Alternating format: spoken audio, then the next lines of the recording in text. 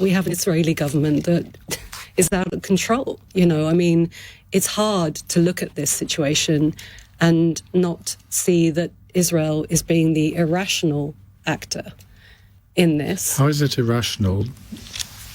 I mean, they had to respond, surely, to the Hezbollah rockets that were being fired over. They've done it in a very different way than they did in Gaza. It seems to be much more targeted. They couldn't have just sat back and done nothing, could they? I don't think anything that you just said is true. I think is, of course, Israeli citizens should be able to go and live in the north where 60,000 have been evacuated. Of course, that's obvious. The question is, how do you go about that?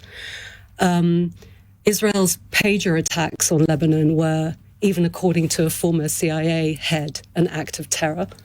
The invasion... They were targeted Hezbollah terrorists. That was not a targeted attack. Yes, it was. They were all of the pages. Well, if you're going to keep interrupting me, I'm not going to be able to actually say anything. And then you look at taking out Hassan Nasrallah, which was just an epic bombardment, use of bombs in civilian areas that are... Their headquarters were under the building that was bombed.